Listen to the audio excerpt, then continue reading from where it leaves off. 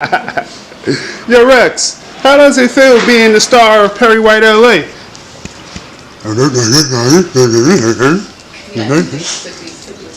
Yeah, now we lit. Hey, what? Hello, evening, evening. How you doing?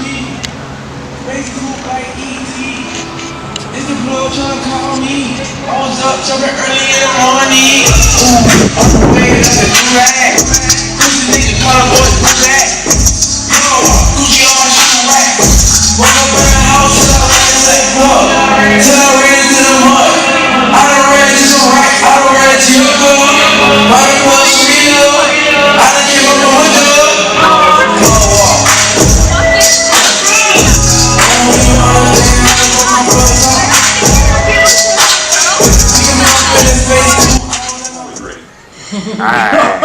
Stay ready so you don't have to get ready. Exactly. That's what I always say. So first off, talking to the guy, the infamous Perry White, Fashion Vogue Award winner. I don't know if I'd rather be a little. Well, infamous, I guess that's cool. That's a little bit under the radar, you know. But you're not under the radar, but it's like people don't get to see you on just a comfortable level. Yeah, exactly. So when they see you, you know, it's all about work. They see right. you on your job, on your bully. Yeah. You know, it's all about work, all the time. Yeah. Even when I'm sleeping, it's about work. You remind me of a bite to eat. You remind me of the sweetest thing. Born and raised here in Los Angeles. Okay. Grew up in the Compton area. And they actually call it Linwood, but you cross the street and you're in Compton. So we lived like right on the corner, and that's what got me in Linwood High School, because if I lived on the other side of that four-corner intersection, I would have had to go to Compton High. So the other side of the tracks, that little bit. Yeah, that 0.1 mile, that 0.1 mile got you. Exactly. But I'm pretty sure that helped you in your development for sure. Oh yeah, oh absolutely. You know, the one thing that I appreciate about the most growing up in that area is the fact that I got to interact and appreciate the lifestyle that they talk about so much. I mean, people love to talk about Compton in movies, and they sensationalize it. And they make it seem like it's like way more dangerous and way more detrimental to live in that area than it really is. There are places in Compton that are as beautiful as places in Beverly Hills. And then I think before the village in Harlem, I lived in Secaucus, New Jersey.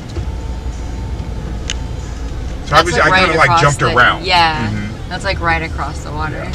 And every time I tell somebody that, they're like, Secaucus, New Jersey, there's nothing there. I'm like, I wasn't going there to party. I just need a shelter. So They cross those waters. Yeah, exactly. Yeah. But you could be in the city in like 15 minutes. Yeah, 20 it's minutes, so easy. or less. It's so much cheaper. Yeah.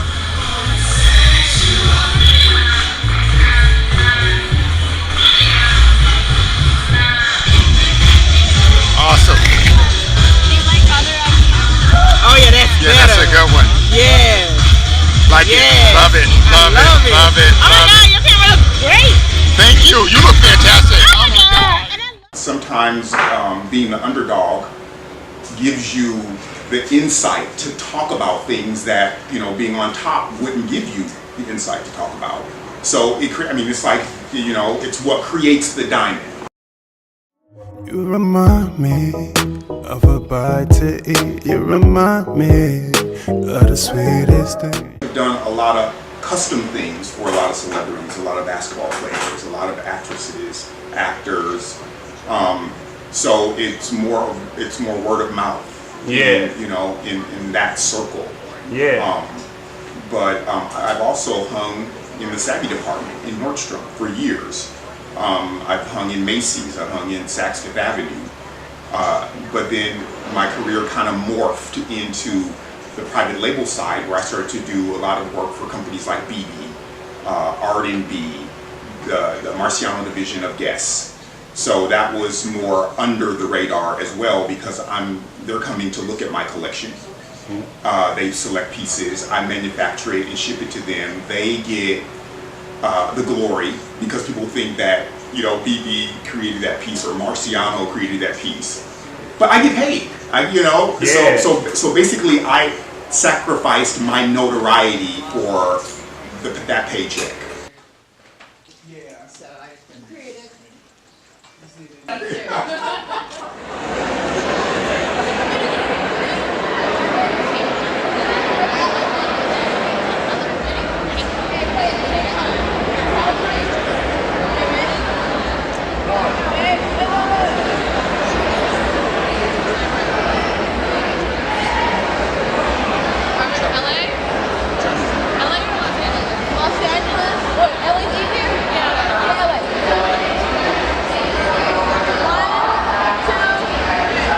Trying to reinvent myself. You said you're doing a Netflix. What are you doing? Yeah, well, we're doing a reality Thank you so much.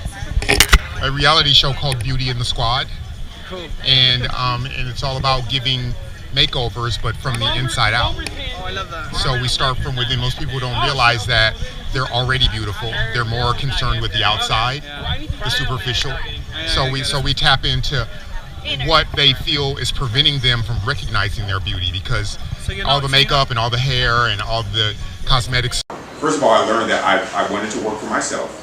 I wasn't going to be an employee of someone, and that's a double-edged sword as well. But I think the greatest benefit of that was that I learned that I don't need someone else to buy fabric for me. I don't need someone else to make my patterns. I don't need someone. I could sit down to the sewing machine and sew it myself if I needed to.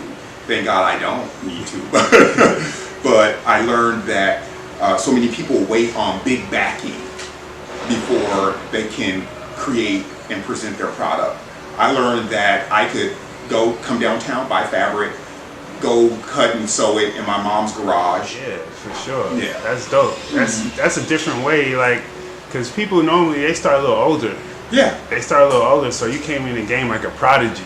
Well, it found me. I didn't find it.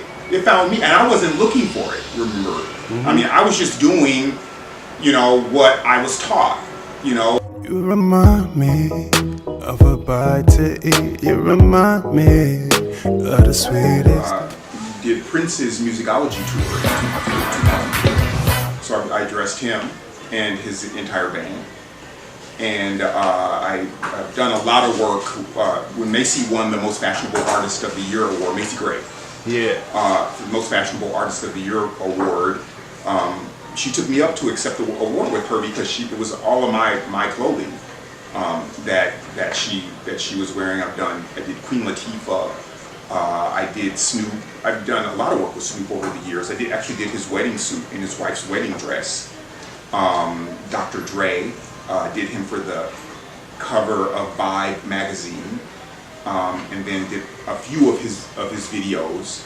Coolio, Busta Rhymes, a lot of rappers, and I don't know how that happened. It just evolved, you know. It's just, you know, again, the word of mouth thing, you know. Oh. Said that's me. Come on, Rex. Yeah. Come. Such a diva. I love I know, right? He has to like pull his blanket out into the middle of the floor. It's like, what's up, Rex? What up, my Yeah, dude? we talking about you. Yeah, what's up, my dude? Oh, you tired? You tired? You ain't got time today? Hey, Rex. You ain't got time? You give me 5. Can you give me 5? I don't know why. It's interesting. He never learned that trick. Maybe that's my fault, huh? I never taught him. I think that might be the owner fault.